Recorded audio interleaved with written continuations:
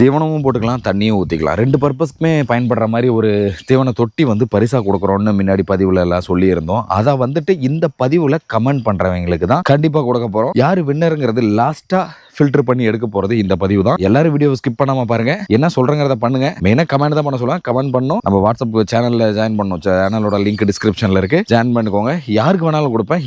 இந்த வீடியோ தான் கடைசி வீடியோ. கண்டிப்பாக இதில் நான் அந்த பரிசு யாருக்கு போகுதுங்கிறத அனௌன்ஸ்மெண்ட் பண்ணிடுவேன். தயாராக இருங்க. யார் வின் பண்ண போகிறதுங்கிறத பொறுத்து இருந்து பார்ப்போம். நம்ம சேனலுக்கு நீங்கள் புதுசாக வந்திருக்கீங்க அப்படின்னா கண்டிப்பாக நம்ம சேனலை சப்ஸ்கிரைப் பண்ணிட்டு பெல் ஐக்கானை தட்டி விட மறந்துடாதீங்க. நிறைய விஷயங்கள், ஆட்டு பண்ணைகள், விவசாயங்கள் சம்மந்தப்பட்ட நிறைய விஷயங்களை சொல்லிகிட்டு இருக்கேன். ஏதோ உங்களுக்கு டைம் இருக்கப்போ அப்போவா பார்த்துக்கோங்க. கண்டிப்பாக பயனுள்ளதாக இருக்கும். ஏன்னா இதெல்லாம் யார் திரும்ப இப்போ யூட்டிலைஸ் பண்ணுறா? இந்த வயசானவங்க இருக்காங்க பார்த்தீங்களா, ஒரு ரிட்டையர்டு கவர்மெண்ட் ஆஃபீஸர்ஸ், இவங்களுக்கெல்லாம் தான் இதனோட தேடல் அதிகமாக இருக்குது. இப்போ நான் போடுற சேனல் வீடியோஸ் எல்லாம் பார்த்திங்கன்னா இந்த இளைஞர்கள் அது பார்க்குறாங்க, பார்க்க மாட்டாங்கன்னு சொல்ல, இதில் ஆர்வம் உள்ளவங்க மட்டும்தான் பார்ப்பாங்க. இதில் ஆர்வம் யாருக்கெல்லாம் அதிகமாக இருக்குது அப்படின்னு பார்த்திங்கன்னா இந்த வயசானவங்களுக்கு தான் அதிகமாக இருக்குது. அவங்களுக்கு இருந்து அவங்களால முயற்சி பண்ணி பண்ணுறாங்க நிறைய பேர். ஆனால் ஆர்வம் யாருக்கு இருக்கணும்? வளர்ந்து வரக்கூடிய இளைஞர்களுக்கு. இங்கே இருந்து ஒன்றுமே பண்ண முடியாது அப்படின்னு நினைக்காதீங்க. இங்கே இருந்தால் தரமாக செய்ய முடியும், தரமாக வாழ முடியும். என்ன பார்த்துட்ருக்கீங்க, பார்க்குறவங்க எல்லோரும் கொஞ்சம் நல்லா யோசிங்க, திங்க் பண்ணுங்கள், வேலை செய்யுங்க. கண்டிப்பாக இங்கே இருந்து நல்லா சர்வே பண்ண முடியும். ஸ்மார்ட்டாக வேலை செய்யணும், அவ்வளோதான். அலாரம் வச்சு எந்திரிச்சு குளிச்சும் குளிக்காமல், சாப்பிட்டும் சாப்பிடாம, டிஃபன் பாக்ஸில் போட்டும் போடாமல் எடுத்துக்கிட்டு ஓடுற வாழ்க்கை தான் உங்களுக்கு பிடிச்சிருக்கு அப்படின்னா கமெண்ட்டில் நோன்னு டைப் பண்ணுங்கள். அதே பீஸ்ஃபுல்லாக எந்திரிச்சு நமக்கு பிடிச்ச வேலையை செஞ்சுக்கிட்டு நம்மளை சுற்றி இருக்கிற விஷயங்களை எல்லாம் கவனிச்சுக்கிட்டு அப்படி வாழ்கிற வாழ்க்கை பிடிச்சிருக்கு அப்படின்னா கமெண்ட்டில் எஸ்ன்னு டைப் பண்ணுங்கள். எவ்வளோ பேர்த்துக்கு நோ டைப் பண்ணுறது பிடிக்குதுன்னு பார்ப்போம், எவ்வளோ பேர்த்துக்கு எஸ்ன்னு டைப் பண்ணுறது பிடிக்குது பார்ப்போம். அதுக்காக இந்த ஸ்கூல் போகிறதெல்லாம் வச்சு சொல்லாதீங்க. நான் காலையில் அலாரம் வச்சு எந்திரிச்சு ஸ்கூலுக்கு தான் கிளம்பி போகிறேன் அப்படின்னு. ஸ்கூலுக்கு கிளம்பி எல்லாம் முடிச்சுட்டு கடைசியாக ஒரு லைஃப் செட்டில் இதாகுது பார்த்தீங்களா, காலேஜ் வாழ்க்கை எல்லாம் முடிச்சு அதுக்கப்புறம் நாம் எப்படி வந்து செட்டில் ஆகிறோங்கிற வாழ்க்கையை பற்றி தான் நான் பேசிக்கிட்டு இருக்கேன். ஸ்கூல் போகிறதெல்லாம் கண்டிப்பாக போய் தான் ஆகணும். ஸ்கூல் போகாமலாம் இந்த வேலையெல்லாம் பார்க்கக்கூடாது. ஸ்கூல் போகணும், காலேஜ் போகணும், அது எல்லாத்தையுமே முடிச்சிடணும். அது எந்த டிகிரி, எந்த கோர்ஸ் வேணாலும் படிக்கலாம், அதை பற்றி தப்பே கிடையாது. ஆனால் அது எல்லாமே முடிச்சுட்டு கடைசியாக எங்கே வந்து செட்டில் ஆகிறோம் அப்படிங்கிறது தான் மேட்ரு. ஏன்னா அந்த படிப்பு வந்துட்டு உங்களுக்கு வந்து என்ன சொல்கிறது, ஒரு அறிவை கற்றுக் கொடுக்குது எல்லாத்தையுமே. இப்போ ஒரு விவசாயமே பண்ணுறோன்னா படிப்பு இல்லைன்னா இந்த இடத்துல வந்து சர்வே பண்ண முடியாது. இப்போ ஒரு நிறையா டெக்னாலஜி வந்துக்கிட்டு இருக்கும்போது அந்த டெக்னாலஜியை பேசிக்காக யூஸ் பண்ணுறதுக்காவது நமக்கு தெரியணும்ல. அதுக்கு தான் அந்த படிப்பு சொல்லித்தருது. மோட்ரு ஓடலைன்னா இந்த பிரச்சனை, இந்த காயில் போயிடுச்சு இப்படிங்கிறது வந்து நம்ம ஐடென்டிஃபை பண்ணுற அளவுக்கு நமக்கு அதை சொல்லித்தரது பார்த்திங்கன்னா அந்த படிப்பு தான். பேசிக் நாலேஜ் எல்லாம் கற்றுக் கொடுக்குறது. அதனால் கண்டிப்பாக படிக்கணும். படிக்காமல் எடுத்த உடனே நம்ம இங்கே வந்துடணுன்னா அதெல்லாம் முடியாது. படிப்பு தான் நமக்கு ஒரு பேசிக்கை கற்றுக் கொடுக்குறது. அதை முடிச்சுட்டு கடைசியாக அடுத்தவனுக்கு அடிமையாக போகிறோமா? இல்லை, அப்படி சொல்லக்கூடாது. அடுத்தவங்களுக்கு வேலை செய்ய போகிறோமா? நமக்கு நாம் வேலை செய்ய போகிறோமா? நமக்கு நாமே வேலை செஞ்சுக்கிட்டு சம்பாதிக்க போகிறோமா? இல்லை அடுத்தவங்க ஒரு பிளான் பண்ணி வச்சுருக்கிறத நம்ம போய் வேலை செஞ்சு கொடுத்து அவங்க சம்பாதிக்கிறது மூலியமாக அவங்க பிச்சு கொடுக்குற காசை வாங்க போகிறோமா? அப்படிங்கிறது தான் உங்கள் கையில் தான் இருக்குது, முடிவு பண்ண வேண்டியது. ஆமாம், தெரிஞ்சோ தெரியாமையோ மனுஷனாக ஒரு வாட்டி பிறந்துட்டோம். இந்த வாழ்க்கையை நமக்காக வாழ்ந்து சாவ போகிறோமா, இல்லை மற்றவங்களுக்காக வாழ்ந்து சாவ போகிறோமா அப்படிங்கிறன்னு முடிவு பண்ண வேண்டியது உங்கள் கையில் தான் இருக்குது. சரி வாங்க, இன்றைக்கி ரொம்ப நாள் ஆச்சு இல்லை நம்ம நம்ம ஃபார்ம் லேண்டு எல்லாத்தையும் அப்டேட் பண்ணி அது என்னென்ன பண்ணியிருக்கோம், என்னென்ன நடந்துக்கிட்டு இருக்குது என்னங்கிறது எல்லாத்தையுமே நம்ம ஓரளவு பார்ப்போம். நம்ம பாய்ஸ் வழக்கம் போல தான் எல்லாம் குட்டி போட்டு தள்ளிட்டானுங்க. வரிசையாக குட்டி போட்டவனுங்கெல்லாம் பாதி குட்டிக்கு மேலே இருக்குது, பாதி குட்டிங்க அப்படி கீழே இருக்குது. கொஞ்சம் கீழே சர்வே பண்ணிட்டு அப்புறம் கடைசியாக மேலே ஏற்றி விட்ருவோம். ஏன்னா அப்புறம் சாயந்தரம் அடைச்சி வச்சுருவோமா, அடைச்சி வச்சுட்டு பாலுக்கு திறந்து விட்ருவோம். எல்லாம் ஒட்டுக்காக இருந்ததுன்னா அங்கே அலை மோதிக்கிட்டு இருக்குங்க. அதனால் அப்படியே தாயாடுங்களை எல்லாத்தையும் கொஞ்சம் பிரித்து விட்டு மேலே பாதியும் கீழே பாதியும் அப்படியே இறக்கி விட்டு குட்டிங்களை அப்படியே பாலுக்கு விட்டுறது. காலையில் நேரமாக விட்டுட்டோம்னா இப்போ இது வரைக்கும் பால் குடிச்சு முடிச்சுட்டு ஜாலியாக சுற்றிக்கிட்டு இருப்பானுங்க. இப்போ பாருங்கள், நம்ம அண்ணன் வந்துட்டு கள்ளக்கொடி எடுத்து கொண்டு வந்து நம்ம பாய்ஸுக்கு போட்டு இப்போ நம்ம பாய்ஸை கீழே இறக்கி விட்டுட்டு அதுக்கப்புறம் மேலே சூப்பர் நேப்பியர் அரைச்சி கொட்ட போகிறோம். பாய்ஸ் ஓடி வர போகிறாங்க, ரெடியாக இருக்காங்க மேலே. ஏன்னா கீழே ஃபுல்லாக கள்ளக்கொடி லோட் ஆகிடுச்சு அந்த தொட்டிலையும். அப்படின்னாவே பாய்ஸ் டே முனியா அந்த குட்டியை தள்ளி விட்டு வந்துடாத. முனியவன் தான் ஃபஸ்ட்டு ஆள். என்றைக்குமே பந்திக்கு முந்தி வரவன் தான் முனியன். வாங்க பாய்ஸ், வாங்க. ஓடுங்க. காத்து பாய்ஸ் எல்லாம் வர ஆரம்பிச்சிட்டாங்க. வாங்க காத்து பாய்ஸ், காத்தவராயன் பாய்ஸ். வரலாம் வரலாம் வரலாம், வாங்க வாங்க. எல்லாத்துக்கும் கள்ளக்கொடி இருக்குது, ஒன்றும் பிரச்சனை இல்லை. வாங்க வாங்க, எல்லோரும் சாப்பிட்லாம், எல்லாத்துக்கும் கிடைக்கும். அவசரப்படாமல் எல்லாம் பொறுமையாக போய் நல்லா வெளுத்து வாங்குங்க உங்களுக்கு கொடுத்த தீனிகளை. போடு போடு போடு போடு உள்ளோடு. டேய் வண்டு விட்டான் தலையா, என்ன அடி பிச்சு எடுத்துருவேன். கட்டியிருந்த தாயாடுகளையும் அவுத்து விட்டு உள்ளே விட்டாச்சு. அவனுங்களும் வந்து தீனிகளை திங்கணுன்னே ஃபுல்லாக பாருங்கள், இந்த மாதிரி தொட்டிகளில் கள்ளக்கொடியை போட்டு நப்பிட்டோம் அப்படின்னா நம்ம பாய்ஸ் தலையை மட்டும் உள்ளே விட்டு சாப்பிட்டுக்குவாங்க. இந்த மாதிரி தீவன தொட்டியை நம்ம ரெடி பண்ணி வெளியில் ஃபுல்லாக அனுப்பிட்டுருக்கோம். உங்களுக்கும் தேவைப்பட்டுச்சு அப்படின்னா தெரியப்படுத்துங்க. எல்லா பக்கமும் தீவன தொட்டி தான், அப்போ தான் தீவனங்கள் வேஸ்ட் ஆகாமல் ஆடுகள் ஜம்முன்னு சாப்பிடும். இது வந்து நம்ம குட்டி பாய்ஸுக்கு எல்லாம் திரும்ப மேலே ரிட்டன் மேலே சூப்பர் நெப்பியர் அரைச்சி கொட்டி மேலே நம்ம பெரிய பாய்ஸ்லாம் போகும்போது சின்ன பாய்ஸுக்கு தேவையான தீவனம் அகத்தி இலை தான் அது மேலே கொண்டு போய் கட்டிட்டோம்னா குட்டி பாய்ஸுக்கு மட்டும் சாப்பிடுவானுங்க. டே வண்டூருட்டான் தலையா, என்ன முத்தம் கொடுக்குறியா? நீ முத்தம் கொடுக்குறான்னு மூக்கு கொண்டு வந்து வெளியே வச்சு அதை கடிச்சு வச்சுருவான் இந்த பன்னிக்குட்டி தலையன். இவனுக்கு கடிக்கிறது தான் முத்தம் கொடுக்குற மாதிரி பன்னிக்குட்டி தலையா. அடிச்சிருவேன். வா அப்போலாம் காட்டுக்கு போயிட்டு வரலாம் வா. ரொம்ப நாள் ஆச்சு இந்த வழியை நம்ம டெய்லி வீடியோவில் இந்த பக்கம் தலை வெட்டுறதுக்காக ஆட்டுக்கிலே வெட்டிக்கிட்டு வரதுக்காக போய்கிட்டு இருப்போம். அப்போலாம் இந்த வழியாக தான் போய் காட்டிகிட்டு இருப்பேன். நிறைய பேர் ஃபார்முக்கு வந்தவங்கெல்லாம் சொல்லியிருக்கீங்க இந்த வழியாக தானே போவீங்க, இந்த வழியாக தானே போவீங்க அப்படின்ட்டு. கண்டிப்பாக இந்த வழியாக தான் போவோம். இப்போ பார்த்தீங்கன்னா இங்கே பாருங்கள், அங்கே ஒரு கொய்யாப்பழத்தை குருவி கடித்து ஓட்டை போட்டு வச்சிருச்சு. இங்கே நிறைய கொய்யாப்பழம் காய்கள் எல்லாம் பார்த்திங்கன்னா தயாராக இருக்குது. பழங்கள் நிறைய இருக்குது. நான் பழங்கள்லாம் சாப்பிட்டுட்டு தான் இருக்கேன். எங்கே இப்போ ஏதாவது ஒன்று கிடச்சா நல்லா இருக்கும். இதோ பாருங்கள், இங்கேயே கிடச்சிருச்சு. எனக்கு ரொம்ப தூரம் போகாதரா, நான் உனக்கு இங்கேயே தரேன்னு இங்கேயே ஒரு பழம் பார்த்திங்கன்னா ஜம்முன்னு ரெடி ஆகிடுச்சு. ஆனால் சுற்றி எல்லாமே நிறையா காய்கள் இருக்குது. ஆனால் இந்த கொய்யா மரத்தை பொறுத்த வரைக்கும் வெட்டி விடக்கூடாது போலங்க. என்னென்னா அது வளர்கிற வாக்கில் அப்படியே விட்டுறணும். அப்போ தான் அதோட பழம் டேஸ்ட் இது கரெக்டாக இருக்குது. நாம் என்ன பண்ணுறோம், வளர்ந்து போகுது இந்த என்ன கிளைகள் எல்லாம் ரொம்ப நீட்டிட்டு வருது அப்படின்னு சொல்லி கட் பண்ணி விட்றோம். அந்த கவாத்து பண்ணி விட்றோன்னு சொல்கிறாங்களே, அந்த மாதிரி பண்ணி விட்டு திரும்ப அதிலேருந்து தலைஞ்சி வர போத்துலேருந்து வரக்கூடிய கொய்யா காய்கள் அந்த அளவுக்கு டேஸ்ட் இருக்க மாட்டேங்குது. என்னன்னு தெரியல. இந்த கொய்யா காய்கள் டேஸ்ட் வர்றதுக்கு என்ன பண்ணுறதுங்கிறத மறக்காமல் கமெண்ட்டில் சொல்லுங்கள். கண்டிப்பாக அந்த கமெண்ட் பண்ணுறவரை கூட நான் தொட்டி வின்னராக தேர்ந்தெடுப்பேன். லைட்டாக சளி தெரிஞ்சிச்சு, மற்றபடி டேஸ்ட்டாக தான் இருக்கு. இருந்தாலும் அந்த பழைய டேஸ்ட் இல்லை. Not bad. இது பாருங்கள், இந்த அத்தி மரம் ஆரம்பத்தில் வளர்ந்து வந்தப்போ நிறைய இலைகள் அப்படிலாம் போய்கிட்டு இருந்தது. அத்தி காய் வருமா வராதான்லாம் யோசிச்சுட்டு இருந்தேன். ஆனால் இப்போ என்னடானா வெறும் எல்லா கிளைகள்லேயும் பாருங்கள் காய் மட்டும்தான் இருக்குது, இலைகளையே காணோம். இந்த வெறும் காய் மட்டும்தான் இந்த ஒரு கிளையில பாருங்களேன், இதோ இந்த இதில் வெறும் காய் மட்டும்தான், அங்கே எல்லாம் காய் மட்டும்தான் இருக்குது, இலையை காணோம். வெறும் காயாக தான் வருது. இப்போ எப்பயுமே இப்படி தான். இப்போ சமீப காலமாகவே இப்போ இது பார்த்திங்கன்னா, ஆனால் அத்தி இருந்துக்கிட்டே இருக்குது. எல்லா கிளைகள்லையுமே அத்தி இருந்துக்கிட்டு இருக்குது. பரவாயில்ல, இந்த மாதிரி இருந்ததுன்னா ஜம்முன்னு இருக்கும். டெய்லியும் பறித்து சாப்பிட்டுட்டே இருக்கலாம். ஆனால் என்ன டெய்லியும் சாப்பிட்றதுக்கு குருவிங்கெல்லாம் இப்போ விட மாட்டேங்குது, வச்சு வெளுத்து வாங்கிடுதுங்க குருவிங்களே. நாவு மரம் இது வந்துட்டு எப்போ நீ இந்த காய் வந்து நமக்கு பழங்களை கொடுக்க போகுது அப்படிங்கிறத பொறுத்து இருந்து தான் பார்க்கணும். இந்த சோளம், காக்கா சோளம்னு சொல்லுவாங்க, நம்ம ஊர் சைட்லாம் சோளத்தட்டுன்னு தான் சொல்லுவோம். இதெல்லாம் பார்த்திங்கன்னா நம்ம மாடுகளுக்கு பயன்படுத்தலாம். இதை வந்துட்டு நீங்கள் அறுத்து காய வச்சு போர் பிடிச்சி வச்சுக்கிட்டிங்கன்னா கூட இது வந்து ரொம்ப நாளைக்கு பயன்படும். ஆட்டுக்கு ட்ரை ஃபீடாக அரைச்சி சாப் கட் பண்ணி கொடுத்திங்கன்னா சூப்பராக சாப்பிடும். இந்த மாதிரி இந்த சோளத்தட்டு பார்த்திங்கன்னா நம்ம ஒரு வயல் ஃபுல்லாக விதைச்சிருந்தோம். அதெல்லாம் அடுத்தது இப்போ ரெடி ஆகிடுச்சு. கிட்டத்தட்ட பார்த்திங்கன்னா ஒவ்வொரு இதில் பாருங்கள் பூட்டை வரவே ஆரம்பிச்சிருச்சு. இதோ இந்த மாதிரி பூட்டை வர ஸ்டேஜில் அறுத்து ஃபுல்லாக வந்துட்டு அப்படியே கத்தையாக கட்டி காய வச்சுருவாங்க. காய வச்சு அப்படியே போர் பிடிச்சி வச்சுட்டோம்னா இது வந்துட்டு கண்டிப்பாக நல்ல ஒரு ட்ரை ஃபீடாக பயன்படுத்தலாம். மாட்டுக்கு ஸ்டோர் பண்ணி வச்சுட்டாலும் கெட்டு போகாது. எப்படி சொல்கிறது, அந்த இலைகளெல்லாம் உளுத்து போகாது, உங்களுக்கு தெளிவாக இருக்கும். அது என்ன பண்ணணும், மண்ணிலேருந்து ஒரு அடிக்கு ஹைட்டு எடுத்து தூக்கி வச்சு அந்த மண்ணில் படாத இருக்க மாதிரி ஒரு போர் பிடிச்சி வைப்பாங்க. அந்த மாதிரி போட்டு அடுக்கி வச்சுட்டோன்னா நான் 3-4 வருஷம் ஆனாலும் ஒன்றும் ஆகாமல் எவ்வளோ நாளைக்கு வேணாலும் இதை யூஸ் பண்ணலாம். இந்த வயலில் யாருக்கெல்லாம் ஞாபகம் இருக்குதுன்னு தெரில, ஒரு 1.5 வருஷத்துக்கு முன்னாடி இந்த வயலில் தான் ஃபுல்லாக அகத்தியாக இருக்கும். இந்த பாக்குகள் எல்லாம் சின்னதாக இருந்தது. இந்த பாக்கெல்லாம் நிழல் இருந்தால் தான் வளர்ந்து வருங்கிறதுக்காக நம்ம உள்ளே ஃபுல்லாக அகத்தி வச்சுருந்தோம். அந்த அகத்தியை தான் என்ன பண்ணுவோம், டெய்லி வெட்டி எடுத்துகிட்டு கொண்டு போய் நம்ம பாய்ஸுக்கு கொடுத்துட்ருப்போம். அந்த மாதிரி இருந்த வயல் இப்போ ஃபுல்லாக கொஞ்சம் பாக்கு என்ன ஆகிடுச்சு, கொஞ்சம் பெருசாகிடுச்சு. இதுக்குள்ளேயே நம்ம பாக்கு போட்டிருந்தோம், அகத்தி போட்டிருந்தோம், அது கூடயே என்ன பண்ணியிருந்தோம், சேனக்கிழங்கு போட்டிருந்தோம். அடுத்து ஒரு வாட்டி மக்காச்சோளம் போட்டு அறுவடை பண்ணிட்டோம். அந்த மாதிரி நிறையா பயிர்கள் எல்லாமே பண்ணி எடுத்துட்டோம். ஆனால் இதுக்கு மேலே பார்த்தீங்கன்னா உள்ள பயிர் பண்ணுறது இன்னும் 1 வருஷம் பண்ணலாம், அவ்வளோதான். அதுக்கு மேலெலாம் ஃபுல்லாக நிழல் கட்டிடும்.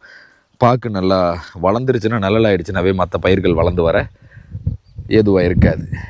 இது வந்து கொஞ்சம் லேட்டாக வச்ச கன்றுகள். பாக்கு பாருங்கள், இப்போ இது ஃபுல்லாக அகத்தி இருக்கா.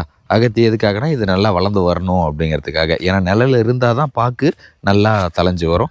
எப்படியும் ஒரு 3-4 வருஷத்துக்கு, ஒரு 3 வருஷத்துக்காவது நல்லா நிழல் கொடுத்துட்ருக்கணும், தண்ணி நல்லா இருக்கணும். அப்படின்னா தான் பாக்கு நல்லா வளர்ந்து வரும். வளர்ந்து வந்ததுக்கப்புறம் தண்ணி விட வேண்டாம்லாம் கிடையாது. அதுக்கு தண்ணி இருந்துக்கிட்டே இருக்கணும். உங்களுக்கு பார்த்திங்கன்னா தண்ணி நல்லா இருந்தால் மட்டும்தான். தண்ணி நல்லா இருந்தால் தானே கொஞ்சம் ஏதோ சொட்டு நீர்லையாவது கொஞ்சம் விட்டுக்கிட்டே இருக்கிற அளவுக்கு தண்ணி இருந்தால் கண்டிப்பாக பாக்கு வைக்கலாம். என்ன பாக்கு எதுக்காக வைக்கிறோம் அப்படின்னு பார்த்திங்கன்னா, இந்த லேபர் வேலையாட்களை குறைச்சிக்கலாம். இந்த மாதிரி பயிர் மர வகை பயிர் பண்ணிட்டோம் அப்படின்னா என்ன ஆகும், உங்களுக்கு வந்துட்டு அதை மெயின்டைன் பண்ணால் மட்டும் போதும். தண்ணி விட்டு கரெக்டாக ப்ராப்பராக மெயின்டைன் பண்ணிட்டு வந்தால் போதும்.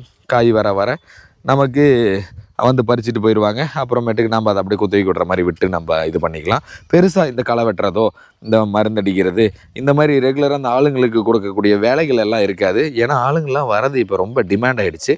இப்போ வயசான பாட்டிகள் தான் வந்துட்டு இருக்காங்க. இப்போ அந்த பாட்டிகளோட பசங்கள் எல்லாம் என்ன பண்ணிட்டாங்க, நம்ம வந்து என்ன அடுத்த தொழில் முனைவோராக மாறி இருக்காங்க. அப்புறமேட்டுக்கு வண்டி போடு ஏதோ ஒரு வேலையை செய்கிறதுக்கு அப்படியெல்லாம் வெளியில் போனதுனால இந்த மாதிரி வேலைகளை செய்கிறதுக்கு யாருக்குமே அவ்வளோவா ஆர்வம் இல்லாமல் போயிடுச்சு. அதுக்காக தான் முடிஞ்ச வரைக்கும் எல்லாருமே மர வகை பயிராக பண்ண ஆரம்பிச்சிட்டாங்க. ஏன்னா இப்போ நிறைய பேரும் அதுதான் விரும்புகிறாங்க. மர வகை பயிர் பண்ணிட்டோம்னா நமக்கு எந்த பிரச்சனையும் கிடையாது. ஏன்னா எல்லாருக்கும் வேலை செய்கிறது அப்படிங்கும் போது கொஞ்சம் கஷ்டமாக தான் இருக்குது. அப்படிங்கிறப்ப அந்த மாதிரி பயிருக்கு போயிட்டோம் அப்படின்னா, இப்போ இந்த சந்தன மரங்கள், செம்மரம், இந்த தேக்கு, மஹோகனியா அந்த மாதிரி மரங்கள் எல்லாம் வச்சுட்டு நாம் வந்து அந்த மாதிரியே பண்ணிடலாம்.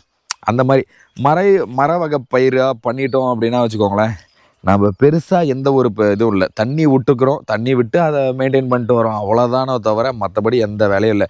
போய் காலையில் காய்கறி பறிக்கணும், பறிக்கலைன்னா காயெல்லாம் வீணாக போயிடும் அப்படின்ற மாதிரி எந்த ஒரு பிரச்சனையும் இல்லை பாருங்கள். அதனால் நானும் என்ன பண்ணலான் இருக்கேன்னா, இந்த மாதிரி உரம் சுற்றி வாழை மரமாக வச்சிடலான் இருக்கேன். வச்சு ஜம்முன்னு ரெடி ஆகிட்டு இருக்கு பாருங்கள். வீட்டுக்கு இலையாகிடும், நம்ம சாப்பிட்றதுக்கு வாழைப்பழமும் ஆகிடும். எல்லா வெரைட்டியும் வச்சுக்கணும். கண்டிப்பாக அதாங்க. உங்கள்கிட்ட இடம் இருக்கா, எல்லாமே வைங்க. இந்த மாதிரி மர வகையில் இந்த வாழை மரம் வைங்க. அந்த பழ மரங்கள் எல்லாம் உங்கள் தேவைக்கு பயன்படுறதுக்காவது வச்சுக்கோங்க. வச்சு அதுலேருந்து பழங்களை பறித்து ஒரு இதெல்லாம் எடுத்து சாப்பிட்டு பாருங்கள். அது ஒரு ஜம்முன்னு இருக்கும். அதை 4 பேருக்கு கொடுத்தீங்கன்னா அதை விட இன்னும் ஒரு சந்தோஷம் வேறு எங்கேயுமே கிடைக்காது. ஆமாம், கரும்பெல்லாம் பாருங்கள் எப்படி தூர் கட்டி நல்லா ஜம்முன்னு வளர்ந்து வந்துக்கிட்டு இருக்கு. இந்த வயலும் கரும்பு, இந்த வயலும் கரும்பு. இதுக்கு உள்ளே பார்த்தீங்கன்னா முன்னாடி பழைய பதிவுகளை பார்த்தவங்களுக்கு இது தெரிஞ்சிருக்கலாம். நம்ம இதில் பார்த்தீங்கன்னா நம்ம வீட்டுக்கு தேவையான இது என்ன சொல்லுவோம், அந்த குழம்புலாம் கடைசியாக ரெடியானால் போடுவாங்களே, கொத்தமல்லி பார்த்திங்கன்னா பாருங்கள் ஃபுல்லாக போட்டு இப்போ இந்த பூ வந்து காய் வர அளவுக்கு விட்டாச்சு. ஏன்னா கொத்தமல்லி அந்த காய் எடுப்போம். ஏன்னா இது வீட்டு தேவைக்கு படும்ல. இந்த கொத்தமல்லி தூள்லாம் போடுவாங்களே, அதுக்கெல்லாம் நம்ம கடையிலாம் வாங்கணும்னு அவசியமே கிடையாது. நம்ம இடத்துல அப்படியே இந்த இடத்துல உட்கார்றப்ப செம்ம வாசம் அடிக்குதுங்க. அந்த கொத்தமல்லி வாசம் செம்மையாக இருக்குது. அதில் பாருங்கள் காயெல்லாம் ஃபுல்லாக வந்திருக்கா. இந்த காயெல்லாம் என்ன பண்ணுவோம், அப்படியே பறித்து காய வச்சு அப்படியே எடுத்து வச்சு அரைச்சி நம்ம கொத்தமல்லி தூளுக்காகவும் எல்லாத்துக்காகவும் விதைக்காகவும் இதை தான் பயன்படுத்துவோம். அப்படியே நம்ம இதை யூஸ் பண்ணிக்கலாம். அடுத்தது அந்த பக்கம் பார்த்திங்கன்னா அந்த உளுந்து ஊன்னது, தட்டைக்காய், எள்ளு, இந்த மாதிரி இது எல்லாமே பார்த்திங்கன்னா எல்லாமே ரெடி ஆகி பூ வந்து ஜம்முன்னு உங்களுக்கு ரெடி ஆகிடுச்சு. அவ்வளோதான். இதுக்கு மேலே இதெல்லாம் பிடிங்கி போட்டு எல்லாம் கொஞ்சம் காய வச்சு எடுத்து இதை தட்டி எடுத்து அந்த ப்ராசஸ் எல்லாம் பண்ணணுங்க. அதுதாங்க இப்போ யாருக்குமே பொறுமை இல்லாமல் அந்த வேலை செய்கிறதுக்கு சோம்பேறித்தனம் பட்டுக்கிட்டு அதெல்லாம் செய்யாமல் இருக்கிறாங்க. அதனால் இன்னும் கொஞ்சம் நாள் போச்சுன்னா என்ன தான் ஆக போகுதுன்னே தெரில. பார்ப்போம். நாம் வாழ்கிற வரைக்கும் நல்லா வாழ்ந்துட்டு போவோம், அவ்வளோதான். என்ன பண்ணுறது சொல்லுங்கள். முடிஞ்ச வரைக்கும் நம்ம பிள்ளைகளுக்கு இதை கொஞ்சம் கற்றுக் கொடுத்துட்டோம்னா அவங்களும் சர்வே பண்ணி போகிற வரைக்கும் பார்த்துக்குப்பா. இதுக்கு மேலே நீ போய் கடையிலலாம் வாங்கி எதையும் சாப்பிட்றதுனா கஷ்டம். உன் தேவைக்கு நீயே கொஞ்சம் கொஞ்சம் பூர்த்தி பண்ணி எடுத்து வச்சுக்க. அப்போ தான் கொஞ்சம் நல்ல புறமாக தரமான பொருளாக கிடைக்கும். ஏதோ கொஞ்சம் கடைசி காலத்தில் போய் நீ சம்பாரிச்சதெல்லாம் நீ செலவு பண்ண முடியும். அடுத்தது ஒருத்தன் கட்டி வச்சிருக்க ஹாஸ்பிட்டலுக்கு கொண்டு போய் கொட்ட தேவையில்ல அப்படின்னு அது சொல்லணும். ஆனால் இது வேணா உண்மை தானே. கஷ்டப்பட்டு அவன் லட்சக்கணக்கு கோடிக்கணக்கில் சம்பாரித்து என்னதை பண்ணுறது, சம்பாரித்து அவனாக செலவு பண்ணுறான். எவனோ ஒருத்தன் கட்டி வச்சிருக்க ஆஸ்பத்திரிக்கு கொண்டு போய் எல்லாத்தையும் கொட்டி செலவு தானே பண்ணிக்கிட்டு இருக்கோம். அவங்க அந்த கடைசியாக எல்லாத்தையும் ஓய்வு எல்லா வேலையும் முடித்து சம்பாரிச்சுட்டு கடைசியாக ரெஸ்ட் எடுக்கலாம்னு நினைக்கும் போது எல்லா நோய்களும் வந்து யாரோ ஒருத்தன் வந்துட்டு கட்டி வச்சிருக்க ஹாஸ்பிட்டலுக்காக நம்ம கொண்டு போய் எல்லாத்தையும் செலவு பண்ணுறோம். அப்போ நம்ம என்ன பண்ணியிருக்கோம், அவ்வளோ கஷ்டப்பட்டு இது பண்ணி எல்லாம் பண்ணதெல்லாம் யாருக்காக? அந்த ஹாஸ்பிட்டல் கட்டணுக்காக தானே நம்ம இவ்வளோ அத்தனை நாளாக உழைச்சிருக்கோம். அந்த மாதிரிலாம் கடைசி ஆயிடக்கூடாது அப்படின்னா முடிஞ்ச வரைக்கும் உங்கள் தேவைகளை நீங்கள் பூர்த்தி பண்ணுங்கள். உங்கள் இடத்துல நீங்கள் உங்களுக்கு ரெடி பண்ணுங்கள். உங்களுக்கு இடம் இருக்குது, எது இருந்தாலும் அப்படியே நீங்கள் உங்கள் தேவைக்கு சின்ன சின்னதாவது உங்கள் இடத்துல நீங்கள் ரெடி பண்ணி உங்கள் தேவையை நீங்கள் பூர்த்தி பண்ணிக்கோங்க. கொஞ்சம் வேலை செய்யுங்க, உடல் உழைப்பு போடுங்க. அதுக்காக போய் ஜிம்மில் ப்ராக்டிஸ் பண்ணணும், அதை பண்ணணும், இதை பண்ணணும்லாம் கிடையாது. டெய்லியும் நடங்க, கொஞ்சம் தூரம் நடங்க, ஏதாவது ஒரு ஒர்க் அவுட் பண்ணுங்கள். சும்மா அப்படியே உங்களுக்கு நீங்களே ஃபிசிக்கலாக ஏதோ ஒரு ஒர்க்கை பண்ணிகிட்டே இருங்க. அப்போ தான் வந்துட்டு நம்ம என்ன பண்ண முடியும், நல்லா தெளிவாக நம்ம உடல் நிலைகளை நல்லா எப்படி வச்சுக்கிறோமோ அதை பொறுத்து தான் நம்ம எவ்வளோ உழைச்சாலுமே கடைசியாக அது நம்ம உடம்புல ஒட்டுங்கன்னு சொல்கிற மாதிரி, நம்ம உடம்புல ஓட்டாமல் நம்ம உழைச்சதெல்லாம் இன்னொருத்தர் உடம்புல ஓட்டுறதும் உங்கள் உடம்புல ஓட்டுறதும் உங்கள் கையில் தான் இருக்குது. நம்ம போட்டிருந்த நெல்லெல்லாம் பார்த்திங்கன்னா ஜம்முன்னு விளைச்சல் வந்து இப்போ பார்த்திங்க கருது விட ஆரம்பிச்சிருச்சு. சூப்பராக சும்மா ஜம்முன்னு எல்லா பக்கமும் பார்த்திங்கன்னா அப்படியே ஒரு ஏதோ இது போத்துன மாதிரி, பச்சை மேட்டை போட்டு போத்துன மாதிரி ஜம்முன்னு ஃபுல்லாக ரெடி ஆகிடுச்சு. அவ்வளோதான். இனி கொஞ்ச நாள் இதானோடனே இந்த நெட் பயிர்கள் எல்லாம் முத்துன உடனே நம்ம என்ன பண்ணுவோம், தண்ணி விடுறதை நிறுத்திடுவோம். இப்போ தண்ணி ஃபுல்லாக இருக்கும் வயலில். ஏன்னா இப்போ தான் அந்த கருது பிடிச்சி நம்ம அந்த கருது முத்து இந்த அரிசி உள்ளே ரெடி ஆகும் போது அதுக்கு தேவைப்படும் நிறையா தண்ணி ஃபுல்லாக இருக்கும். அதுக்கப்புறம் ட்ரை பண்ண விட்டோம்னா அப்படியே காய ஆரம்பிக்கும். ஃபுல்லாக காய்ஞ்ச உடனே வண்டி விட்டு அடித்து நம்ம நெட் பயிர்களை எடுத்து வச்சுக்குவோம் நம்ம தேவைக்கு சாப்பிட்றதுக்கு. இது வந்து வெரைட்டி. இது என்ன வெரைட்டி நாங்கள் போடுவோம் அப்படின்னா, எப்பயுமே வருஷம் பார்த்திங்கன்னா 45ங்கிற ஒரு ரகம் தான் நம்ம போடுவோம். இந்த செம்மந்தலைன்னு நம்ம சேல் பண்ணிகிட்ருக்கோம். விதைகள் நம்ம வயல்லலாம் ஊடு பயிராக போடுவோம், மஞ்சக்காட்டில் எல்லாமே யூஸ் பண்ணுவோம். இது வந்துட்டு ஆடுகளுக்கு நல்ல ஒரு தீவனமாக பயன்படுத்தக்கூடிய மரப்பயிர் தான் இது. மரப்பயிருங்கிறத விட அப்படியே இந்த அளவு தான் இருக்கும். அப்படியே வளர வெட்ட திரும்ப வளர்ந்துக்கிட்டே இருக்கும். இந்த பாருங்கள், இந்த பக்கம்லாம் வெட்டி இருந்தது, இதுல எப்படி வந்துக்கிட்டு இருக்குது. அந்த மாதிரி தான் அப்படியே சவுண்டல் மாதிரி வளர வெட்டக்கூடிய மரங்கள் தான் இது. இதோட விதைகள் வந்து ரொம்ப கொஞ்சம் டிமாண்டாக இருக்கிறதுனால இவ்வளோ நாளாக நம்ம கொடுத்துட்டு இருந்தோம். எல்லாத்துக்குமே கம்மி அளவில் தான் கொடுத்துட்டு இருந்தோம். இப்போ பார்த்திங்கன்னா இந்த வயலில் ஃபுல்லாக நம்ம செடிகளை விட்டுருக்கோம். இந்த விதைகள் எல்லாமே ரெடி ஆக போகுது. இது மேலே இதை வெட்டி காய வச்சு கொடுக்க வேண்டியது தான். விதைகள் நிறையா பேர் கேட்டிருந்தீங்க. அவங்க எல்லாத்துக்குமே ஒரு அப்டேட் என்ன அப்படின்னா, இன்னொரு 10 நாளுக்குள்ளேயே நமக்கு இந்த விதைகள் எல்லாம் தயாராகிடும். எல்லாம் அடுத்தது தெரியப்படுத்துங்க. கண்டிப்பாக உங்களுக்கு எல்லாத்துக்குமே கொரியரில் நான் அனுப்பி வைக்கிறேன்.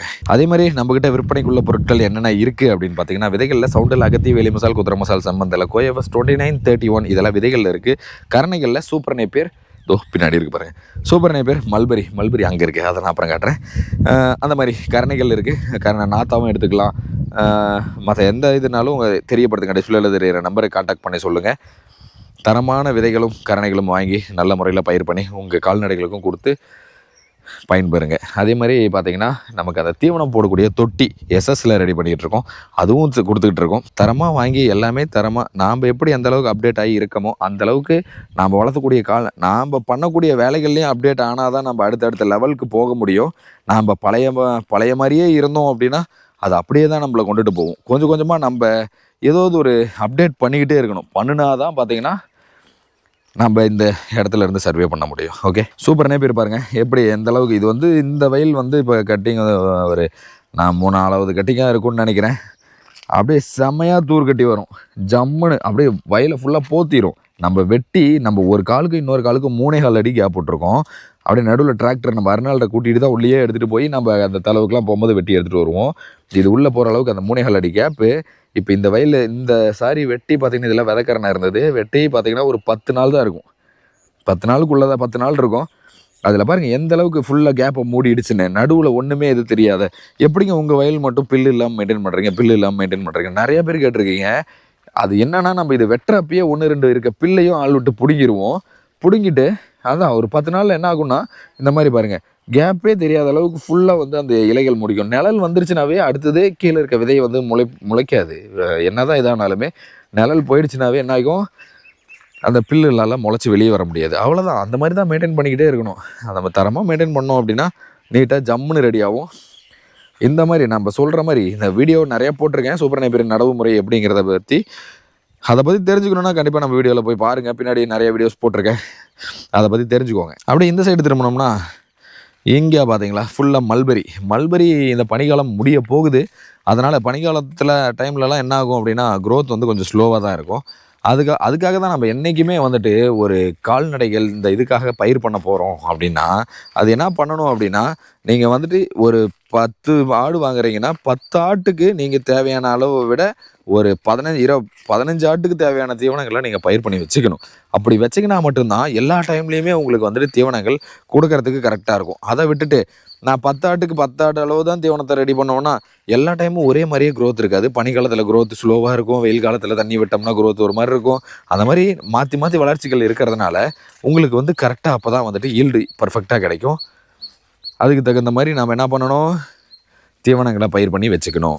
அடுத்தது விதை கரணைக்காக நம்ம விட்டுருக்கிற வயல் இதுதான். பார்த்திங்கன்னா ஜம்முன்னு அடுத்தது ரெடியாக போகுது. ஏன்னா இது வந்துட்டு பார்த்திங்கன்னா உங்களுக்கு 3வது கட்டிங் எடுக்க போகிறோம். எடுக்கும்போது இப்போ இதில் நம்ம விதை கரணை எடுத்தோம் அப்படின்னா தெளிவாக வரும். சும்மா கரணை ஒவ்வொன்றும் அப்படியே முத்தாக இருக்கும். அதை தெளிவான முறையில் நம்ம ரெடி பண்ணி எடுத்து கொடுக்குறோம் அப்படின்னா இதை நடவு பண்ணுற ஒரு கரணை கூட பொலை இல்லாமல் ஜம்முன்னு முளைச்சி வரும். அந்த அளவுக்கு நல்லா வரும். இப்பயே கிட்டத்தட்ட பார்த்திங்கன்னா ஒரு 7 இப்போ நம்ம பக்கத்தில் போய் நின்னோம்னா வச்சுக்கோங்க, இதோ பாருங்கள் இப்போ இங்கே நின்றுட்டுருக்கேன். எனக்கு மேலே எவ்வளோ ஹைட்டில் இருக்குது, இப்போ ஒரு 7 அடி உயரத்தில் இருக்குது. இன்னும் விட்டோம்னா அதெல்லாம் என்ன கரணையே இப்போ தான் அடி கரணை இப்போ தான் 1 முத்தி இருக்குது. இன்னும் அடுத்தது 5 கரணை 6 கரணை வெட்டுற அளவுக்கு ஒரு வயலில் இந்த இதை முத்த விடணும். அப்படி விட்டால் தான் கரெக்டாக இருக்கும். அதுக்கு மேலேயும் விடக்கூடாது. ரொம்ப வேறு அது இது நிறையா வந்துருச்சுன்னா வச்சுக்கோங்க, அதுவும் சரியாக வராது. ஓகே, வீடியோவை ஸ்கிப் பண்ணாமல் பார்த்து நிறைய விஷயங்களை தெரிஞ்சுக்கோங்க. அடுத்த வீடியோவில் சந்திப்போம்.